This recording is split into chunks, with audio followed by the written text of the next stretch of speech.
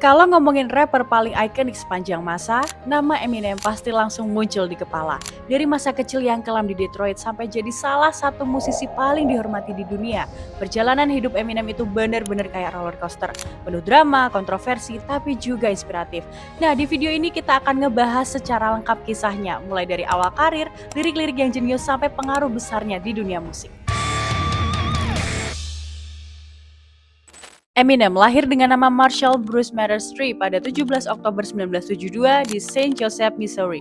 Tapi sebagian besar hidupnya dihabiskan di Detroit, kota yang sangat keras dan penuh tantangan. Dari kecil, hidup Eminem itu gak pernah mudah. Dia dibesarkan oleh ibunya yang masih sangat muda dan sering berpindah-pindah rumah. Ayahnya pergi meninggalkan mereka sejak Eminem masih kecil. Di sekolah, Eminem ini sering banget jadi korban bullying karena tubuhnya yang kurus dan dia satu dari sedikit anak kulit putih di lingkungan mayoritas kulit hitam. Tapi dari sinilah dia kenal hip hop, budaya yang awalnya bukan untuk dirinya, tapi justru jadi pelarian dan cinta sejatinya. Eminem kecil suka nulis lirik dan battle rap sejak usia belasan tahun. Dia sampai putus sekolah di kelas 9, tapi malah makin serius ngulik musik. Sebelum terkenal, Eminem sempat hidup dalam kemiskinan ekstrim. Dia kerja serabutan, tidur di sofa temennya, dan terus mencoba masuk ke industri musik rap yang saat itu sangat tertutup untuk orang kulit putih. People are gonna think like, oh, this white boy, blah blah blah blah blah. He thinks he's from the street. He thinks he's doing, you know what I mean? So it's like I prefer to keep that type of aspect. Nah, tahun 1996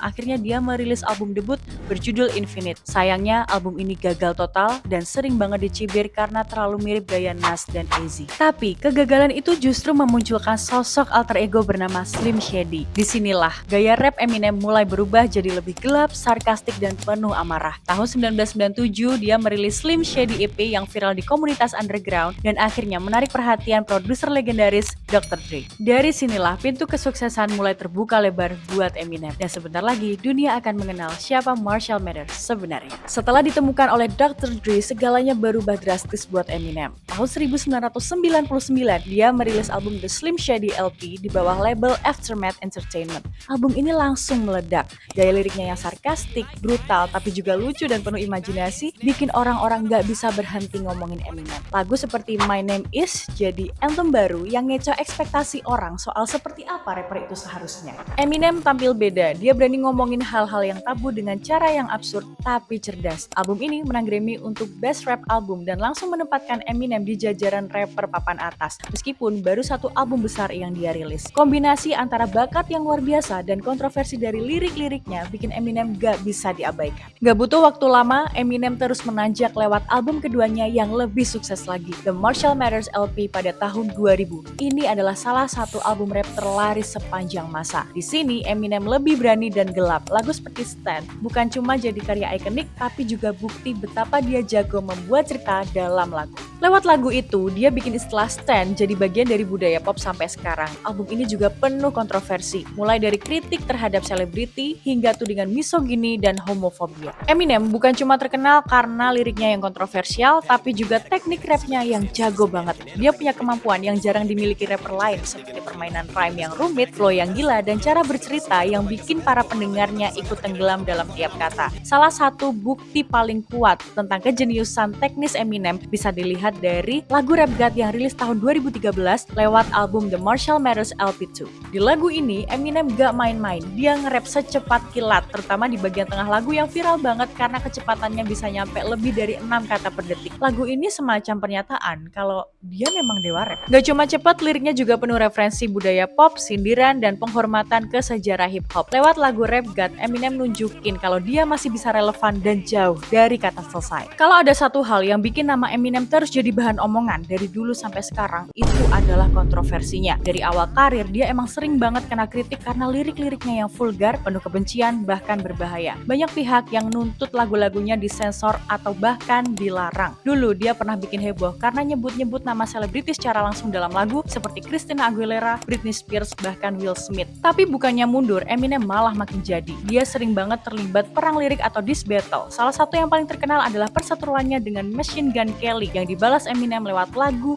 Kill Shot yang pedes banget. Gak cuma sesama musisi, Eminem juga pernah nyerang media, politisi, sampai ibunya sendiri dalam lagu. Hal ini bikin banyak orang bilang kalau Eminem udah kelewat batas. Tapi buat fansnya, justru ini nunjukin keberanian Eminem untuk ngomongin apapun yang dia mau. Selain konflik personal, Eminem juga sering pakai musiknya untuk komentar soal sosial dan politik. Di era Presiden George Walker Bush, dia sempat rilis lagu Mosh yang penuh kritik terhadap perang Irak. Lalu di masa Presiden Donald Trump, dia bikin freestyle rap di Best Hip Hop Award tahun 2017 dan secara frontal nyerang Trump dan juga para pendukungnya. Video itu viral dan dapat banyak dukungan, tapi juga kecaman. Yeah, sick tan.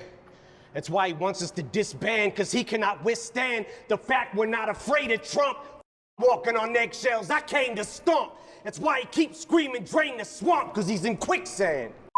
Meski begitu, Eminem tetap Eminem. Dia nggak pernah ngerasa takut bikin orang gak nyaman, asalkan pesan yang dia sampaikan sampai. Dalam dunia hiburan yang sering banget main aman, keberanian Eminem untuk jadi diri sendiri, baik lewat kata-kata kasar ataupun opini tajam, bikin dia jadi sosok yang unik dan tetap relevan. Bagi banyak orang, dia bukan cuma sekedar rapper, tapi juga suara dari mereka yang sering merasa dikucilkan atau nggak didengar. Eminem bukan cuma terkenal karena lagu-lagunya, tapi juga karena dampaknya yang luar biasa besar di dunia musik, khususnya hip hop. Sebelum dirinya muncul, rapper kulit putih sering dianggap langka dan sering gak dianggap serius. Tapi Eminem berhasil ngubah total persepsi itu. Bukan karena warna kulitnya, tapi karena emang skillnya setara. Kalau nggak mau dibilang lebih hebat dari banyak rapper lain di zamannya. Dia juga jadi jembatan buat ngenalin budaya hip hop ke audiens yang lebih luas, termasuk ke generasi muda yang sebelumnya nggak terlalu ngikutin genre ini. Lewat karya-karyanya, Eminem berhasil masuk ke semua kalangan, dari pecinta lirik rap yang teknikal sampai pendengar casual yang cuma nyari lagu yang relate dan emosional.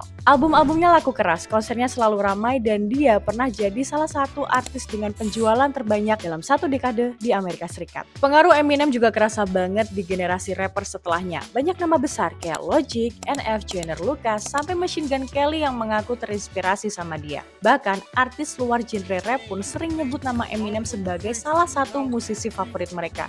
I'm a huge Eminem fan. He's the greatest lyricist of all time. Obviously one of the best of all time.